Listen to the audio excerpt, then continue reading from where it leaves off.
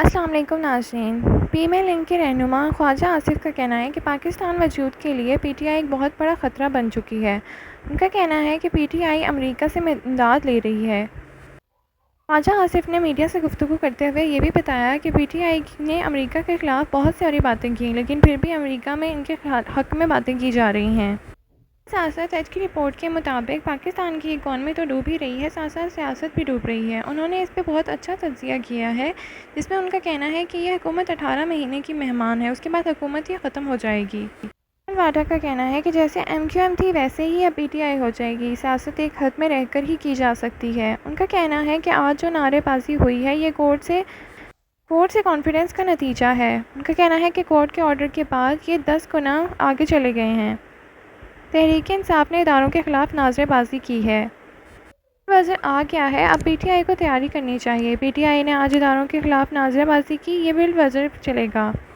नाज़रीन, रिपोर्ट के मुताबिक तो 18 महीने तक ही हुकूमत चलेगी, जो फैसल वाडा की पेशन गोई से बिल्कुल सही साबित हो रही है। आइए सुनते हैं उन्होंने मज़ीद क्या पेशन गोई की, फिर इस पर बात करते हैं।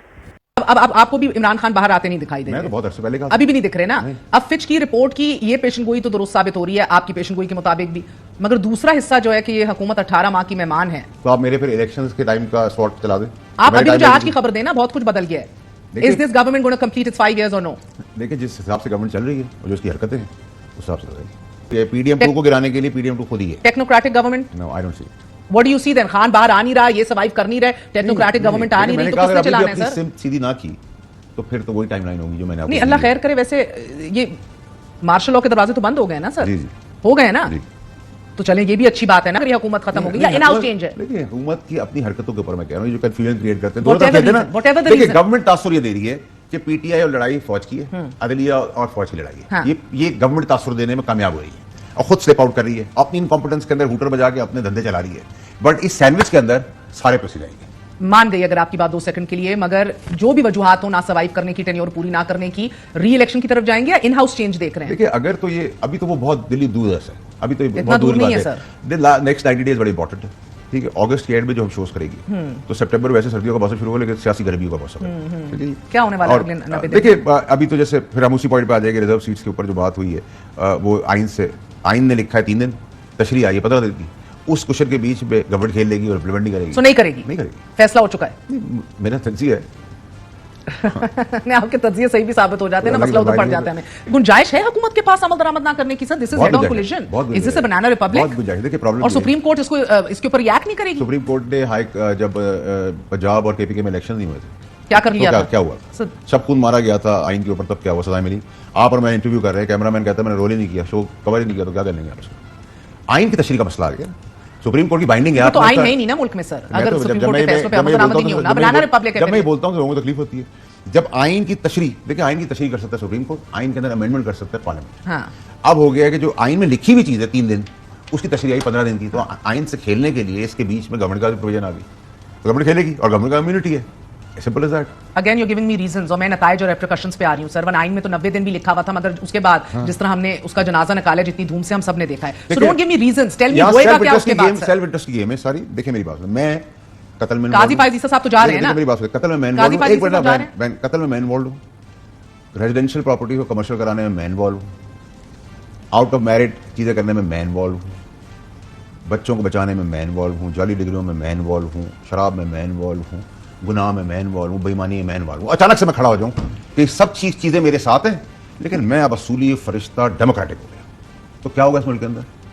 आपको ले जाके खड़ा कर दिया जाएगा। तो अगर ये सब चीजें, तो अब बहुत कुछ होना है, अब बहुत कुछ होने जा रहा है और पाकिस्तान के लिए अच्छा होने जा रहा है। ये एक दफ़ा गंद सब जगह से छटेगा तो आगे बढ़ेगी। ठीक है, और मेरी बड़ी क्लैरिटी, अगर आप मुझसे पूछें पीटीआई के बारे में, मेरी बड़ी क्लैरिटी है in terms of terrorism 9th में, दैट डन। आज उन्होंने किया इंडोर्स कर दिया, चैप्टर इज क्लोज्ड। ठीक है, एंड मैं आपसे बात कर रहा हूँ ऊपर से लेकर नीचे तक रहेंगे। ठीक है, और इसमें 10 चीफ चले जाएं, 10 डीजी ऐसा आए, अपना टेन्योर पूरा करके जाएं, कंसिस्टेंट रहती है फौज, अपने दुश्मन को एम कर लेती है।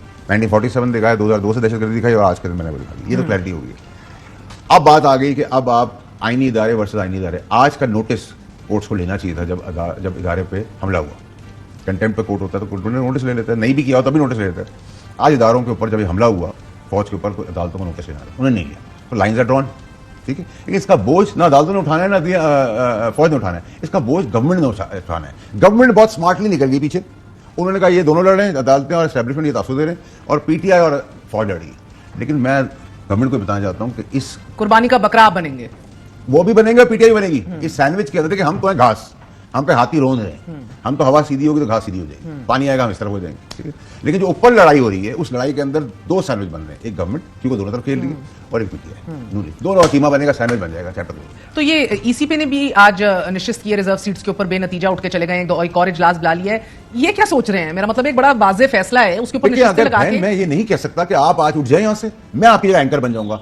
अब ये जो जुडिशियल वो इलेक्शन का ट्रिब्यूनल का मामला है, वो मैंडेट है इलेक्शन कमीशन का, उसको ओवरराइड कर रहा हूं मैं। क्वेश्चंस तो होंगे ना sir, I am talking about reserve seats के ऊपर भी बैठे हैं कि क्या करना है इस फैसले के साथ। वो कल फैसला इंप्लीमेंट करने की कोई बात ही नहीं कर रहा है। वो आगे अगर बहुत वो डर गए तो वो गवर्नमेंट के बाद डाल देंगे, गवर्नमेंट का immunity government. Justice Qazi Faez Isa sahab timely retire कर रहे हैं and justice Mansoor Ali Shah next chief justice बनने जा रहे हैं। देखिए, जस्टिस काजी फायज ईसा बेहतरीन चीफ जस्टिस हैं।